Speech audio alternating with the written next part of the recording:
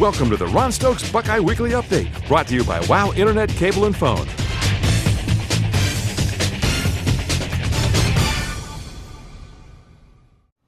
Okay, I'm Ron Stokes here with Ohio State athletic trainer Vince O'Brien. And Vince, 10 years in your current position, 17 years overall with the Ohio State University. How does one become an athletic trainer at Ohio State, a university like this?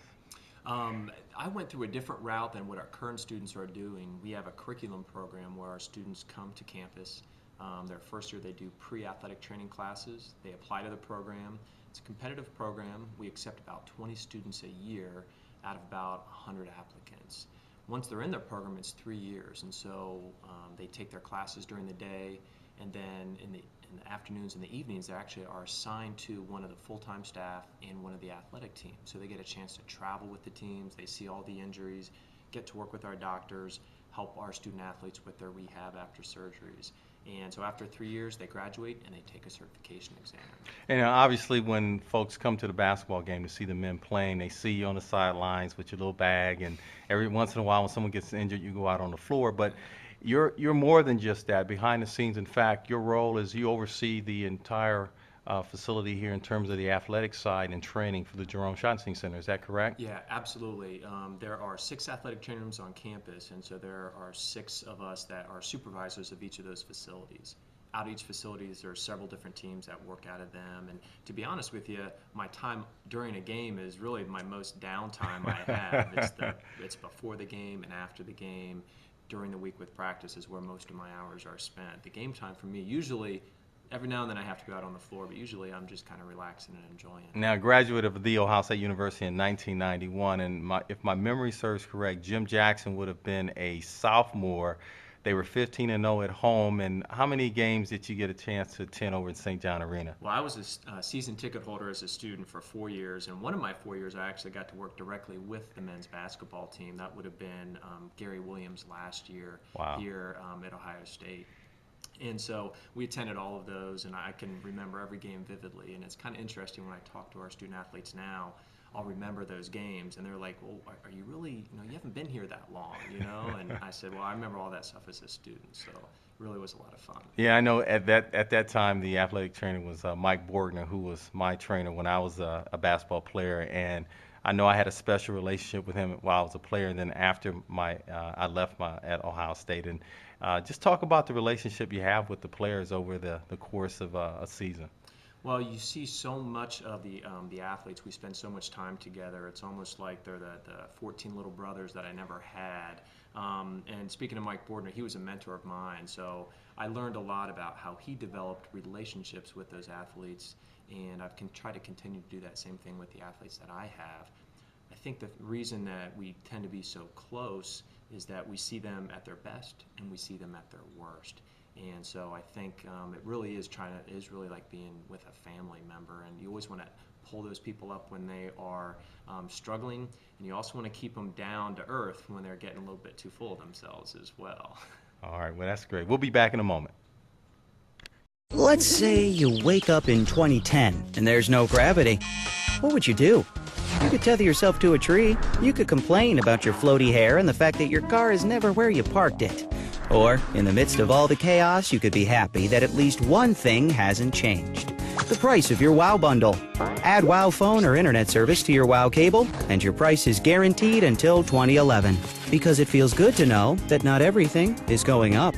The switch is easy. Call WOW today. Okay, we're back for part 2 with Ohio State's athletic trainer Vince O'Brien, and let's go back to a day this year in the season where most Ohio State fans will not forget. Against Eastern Michigan, Evan Turner goes down with a terrible fall. And in your years as an athletic trainer, was this the worst one you witnessed in person? I would say in basketball it's probably one of the worst ones I've seen, because it was at least an 8-foot drop. In gymnastics, I have seen something similar to that, but they actually have a little bit more padded floor in which they would fall onto. So this was onto a hardwood floor, so it was pretty horrific. And a lot of folks don't realize that Evan Turner wears like a protective padding underneath his jersey to kind of help him with the contact. Did that help at all Has he hit the floor? That's a great question. I think in retrospect it probably did.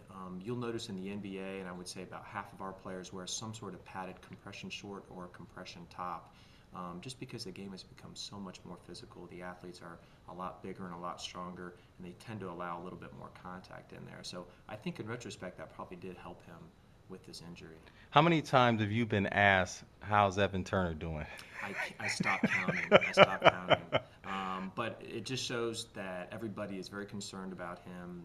People have a lot of passion for the university, a lot of passion for our basketball program. So you worry when people don't ask questions. So I have no problem with people asking how Evan is doing. Now, obviously, with a college student athlete, when they are injured, how is the communication process in terms of involving the coach, Dr. Grant Jones, Dr. LeMay, the students' parents, and when you're diagnosing the injury, designing the rehabilitation program, how do you communicate with everybody involved?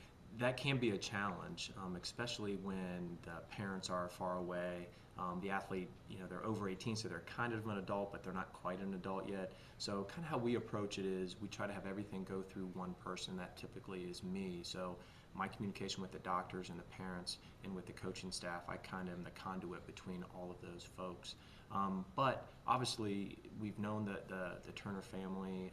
We know Evan's mom, and so it's not really too big of a problem for her to pick up the phone and call us, and vice versa. So from a communication standpoint, I think things have gone pretty well. We try to keep her in the loop. Okay, so at this point, are you pleased with his progression in terms from his healing standpoint and where he is? Very pleased. In fact, I mean, most times they say with bone injuries, it's a 4 to 6 week healing time. Because of the nature of how much rotation he has in his game in particular, we thought maybe 8 weeks was a little bit better gauge in terms of how he would do.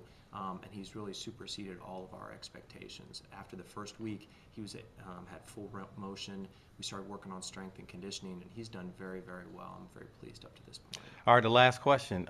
Who's going to break the good news to Evan Turner when he is cleared to play? I'll probably let Thad do that. And throw him a bone there. So I think he'll be pretty happy when he hears it. All right, Vince. Thanks again for taking time to meet with me today. Absolutely, Ronnie. Thank you. All right. Go Bucks. Thank you for visiting Ron Stokes Buckeye Weekly Update, brought to you by WOW Internet Cable and Phone.